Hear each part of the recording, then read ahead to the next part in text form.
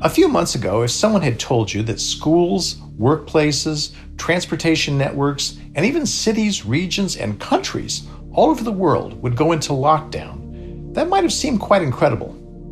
What could possibly lead to such disruption of life across the entire world? Today, of course, everyone knows the answer to that question. It's the disease COVID-19, short for Coronavirus Disease 2019.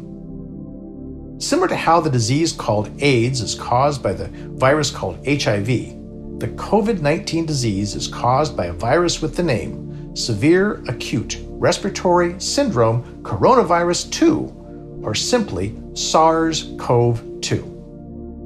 This virus is a member of a family, all called coronaviruses, all of which attack the airways and lungs of animals.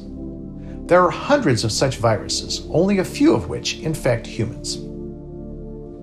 While most coronaviruses are confined to other animals, some occasionally mutate and make the leap from birds, bats, or other organisms to humans. And that is how a new disease suddenly emerges, apparently out of the blue, when a virus that only infected other animals is now able to infect our cells.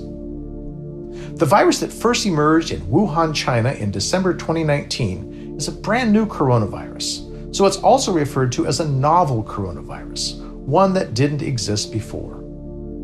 Although it causes respiratory illness similar to a flu virus, the coronavirus causing COVID-19 is not a flu virus. The two viruses are not in any way related genetically to each other, and their modes of action are quite distinct. And because we've never encountered this coronavirus before, our immune systems haven't had the chance to learn how to deal with it. To understand what a coronavirus is and how to fight it, we must start by realizing that viruses are not, technically, living things. All living things, from bacteria to humans, are made up of units called cells, where the important feature is an ability to make more cells. To do this, cells have to make copies of the cellular information stored in their DNA, build enough of other cellular components, and then divvy up the DNA and cellular components between the original cell and new cell. This is how new cells are made. Viruses, however, have no cells at all. This is why antibiotics, which are designed to block cell processes in bacteria, cannot be effective against viruses. Instead, viruses are very tiny particles, much smaller than a bacterial cell. What viruses do have is information for making copies of themselves. Some viruses store that information in a double helix of DNA. Others, including coronaviruses, do not bother with DNA at all and store their information in a single strand of the related molecule RNA. For coronaviruses, this single strand of RNA functions both in place of DNA to store genetic information and as the messenger RNA that tells how to make proteins from this same information.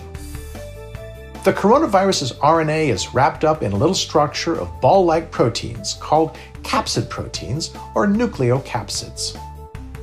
This compact little structure is then surrounded with a matrix of 3 more structural proteins and coated in a greasy membrane layer of fatty molecules called lipids. However, viruses in general have none of the actual materials and few of the tools they need to build a new virus particle. To reproduce, a virus must sneak into a cell, set up shop, and steal its resources.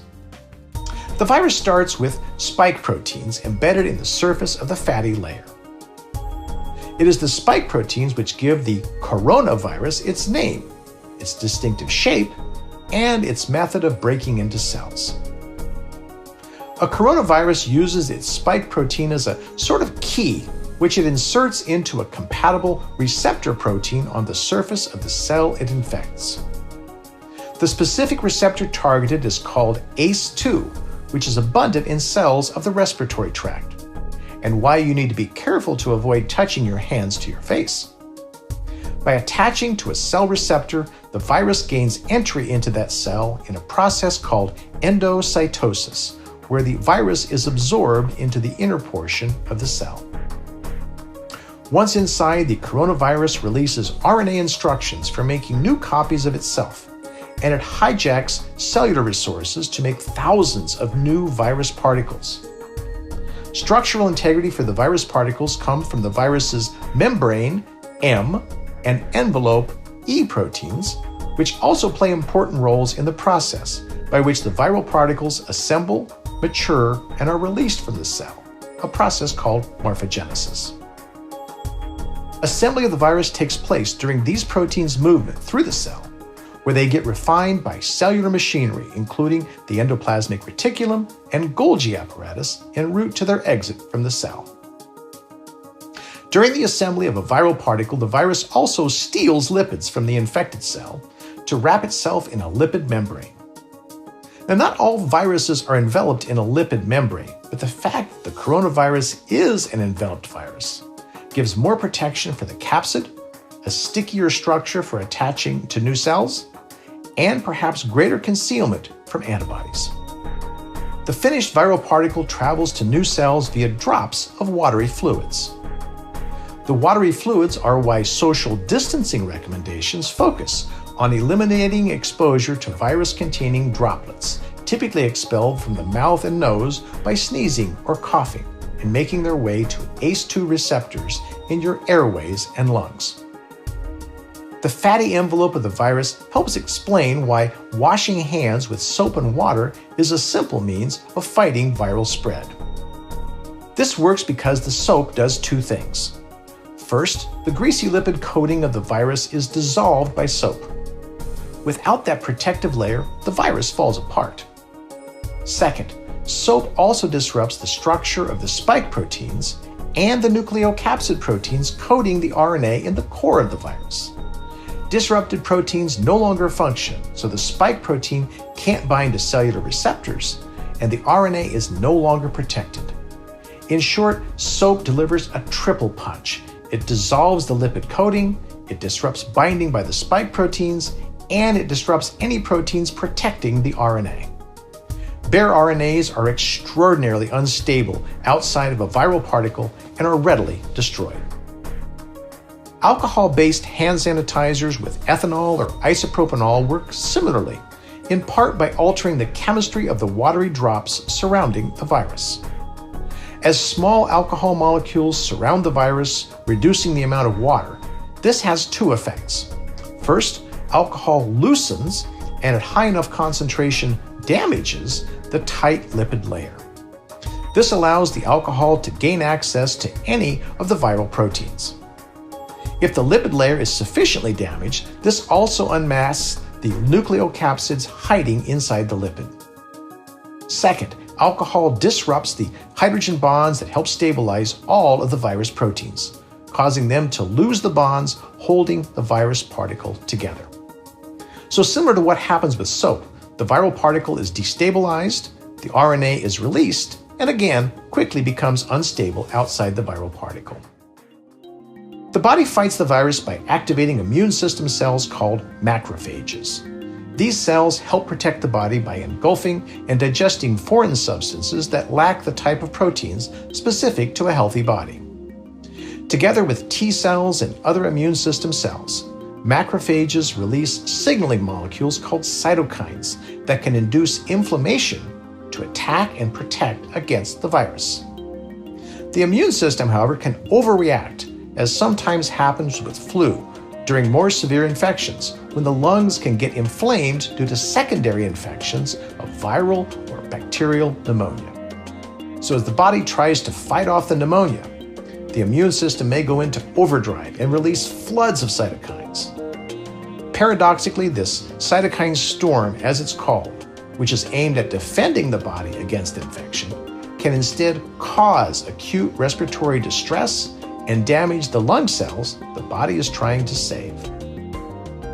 Finding a coronavirus vaccine to prevent the disease before it can start is challenging because the body needs an accurate preview of the virus in order to mobilize the immune system. For instance, the RNA for this coronavirus partially nests in on itself. This makes for partially overlapping regions called pseudoknots, which are harder to study and harder to mimic. No RNA vaccines have been approved for any human disease in the past, but if found, an RNA vaccine may be faster to design and manufacture, since the key information is already contained in the RNA genome of the coronavirus. The more typical approach for a vaccine, as with vaccines for polio, flu, or measles, is to expose the body to a viral protein. Of course, any vaccine needs to avoid causing full-blown disease, so the vaccine uses only a portion of an active virus or a partially inactivated version of the full virus. Whether attacking RNA or a protein, what the immune system is finely tuned to do is recognize a foreign structure and make antibodies that bind to that specific structure and block its function. Once we understand which structures to target, we can introduce disabled versions of these structures to the immune system in the form of a vaccine. When the immune system sees these new structures, it constructs antibodies to bind to them, and their binding leads to inhibition of viral action. Now, until vaccines are available, one time-honored technique, reported effective against severe cases of Spanish flu back in 1918, was to treat patients with blood plasma from those who had recovered from the virus. The idea here is that purified plasma from people who have recovered could offer antibodies capable of fighting COVID-19 in the recipient. Now, there's drug research aiming to exploit at least 3 targets in the coronavirus life cycle. The first involves blocking attachment and entry of the virus to the cell. This would mean finding molecules that can bind to the spike protein and prevent it from binding to the ACE2 receptor. Here, either a drug or a vaccine might take this approach. The second approach involves inhibiting copying of the viral RNA. Now that the virus's RNA genome has been completely sequenced and 15 genes identified, scientists are racing to understand more fully the structural features of this viral genome's 30,000 bases. Normally, the virus replicates when it converts the RNA strand from the genome into a complementary copy of itself, thanks to a helper called RNA polymerase. Researchers designate the genome strand plus because it can be directly translated into protein. The complementary strand to the plus strand, made by the RNA polymerase, is a strand called minus. It is the minus strand that is subsequently copied repeatedly by the same RNA polymerase to make the plus strands that are needed to make viral particles. So, inhibiting the RNA polymerase will stop RNA copying of both plus and minus strands and halt the virus in its tracks.